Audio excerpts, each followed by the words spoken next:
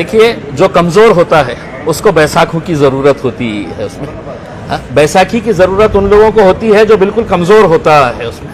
हम तो कह रहे हैं कि आप 2-3 पार्टी क्यों, 4-5 पार्टीज एक साथ मिलकर आ जाओ। ताकत के साथ खड़े हुए थे, तब उसके बावजूद भी हम जीते थे उसके अंदर। और अब जनता ने यह तय किया है कि इनके झगड़े के अंदर एक मर्तबा चांस जो है वो शोभा देता है ये शहर करके। अरे जिस शहर के अंदर आज भी 8-8, 10-10 दिन के बाद अगर पानी मिलता है और उस शहर का नाम तुम संभाजी महाराज के नाम के ऊपर रखकर अपनी पीठ थपथपा रहे हैं कि हमने देखो कितना बड़ा आदर्श लिया है। छत्रपति संभाजी महाराज, छत्रपति शिवाजी महाराज ये इतने छोटे नहीं थे कि तुम किसी एक शहर का नाम उन्हें देकर, किसी एक सड़क का नाम उन्हें देकर बड़ा बनाने की कोशिश कर रहे हैं। वो पहले से ही महान थे, महान है और महान रहेंगे। लेकिन तुम अपनी महानता अपनी सोच के अंदर दर्शाओ कि कैसे हम इन लोगों के लेवल तक पहुंच सके। पर्याय तुम्हाला मान्य है का? मध्ये येऊ लागला की नहीं सर, मेरे को कोई पर्याय नहीं है। औरंगाबाद नाम था, औरंगाबाद को रहने दिया जाए करके उसमें।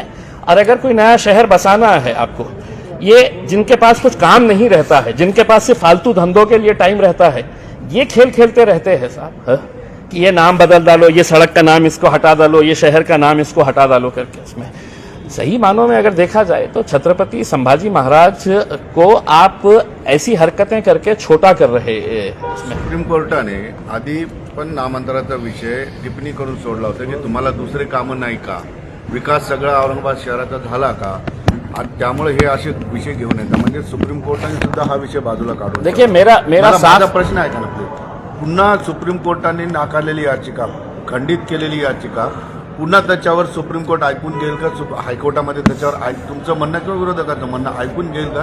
कारण सुप्रीम कोर्टाने निकाली काढलेली याचिका। नहीं, देखिए, हम यही बात कह रहे हैं। हम सुप्रीम कोर्ट के अंदर ये बताएंगे कि ये जो नाम बदला गया है ये कोई संभाजी महाराज के आदर में, प्यार में और सम्मान के अंदर नहीं बदला गया है। वरना अगर बदलना होता तो उद्धव ठाकरे साहब मराठवाड़ा सांस्कृतिक मंडल के मैदान के ऊपर ऐलान करते। उन्होंने वहां पे ऐलान किया कि नहीं, हम औरंगाबाद का विकास करेंगे। 1 महीने के बाद जब कुर्सी हिलने लगी तो बोले नहीं, हम संभाजी महाराज, संभाजी नगर का नाम रख देंगे करके। उसके बाद उनसे बड़े एक महान कलाकार महाराष्ट्र के अंदर है आदरणीय शरद पवार साहब।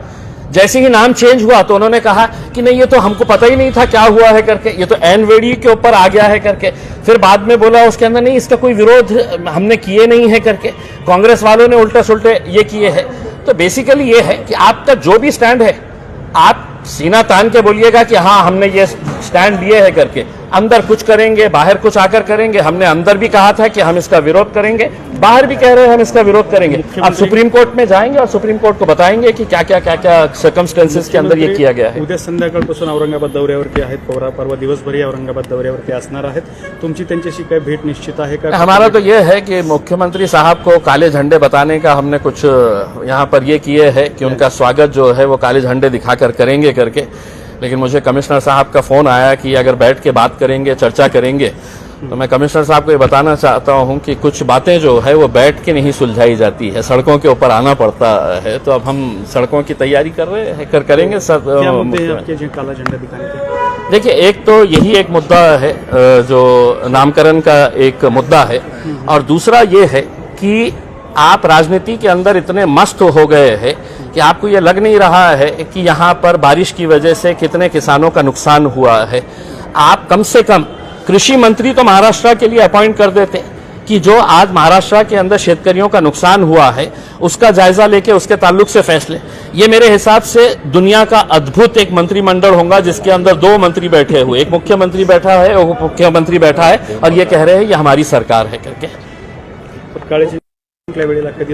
अभी जाया हूँ मैं, बहुत दिनों के बाद औरंगाबाद आया हूँ। अभी कार्यकर्ताओं के साथ बैठेंगे, चर्चा करेंगे। और ये मतलब किसी एक पार्टी की तरफ से नहीं है, जो एक ऑल पार्टी कमेटी हम लोगों ने बनाए थे, उस ऑल पार्टी कमेटी जो है उन्होंने ये निर्णय लिया है। और उन्होंने मुझे कल दिल्ली में फोन करके बताया। हम इंतजार कर रहे हैं कि इनके मामले थोड़े खत्म तो हो जाए, हमारे को किसको हम बोलेंगे उसके अंदर। अभी तो यही पता नहीं चल रहा है कि जो आमदारा भाग के गए हैं कितने वापिस आने वाले हैं, मंत्रिमंडल जिसको नहीं मिलता है वो एक दूसरे के कपड़े कैसे फाड़ने वाले हैं करके।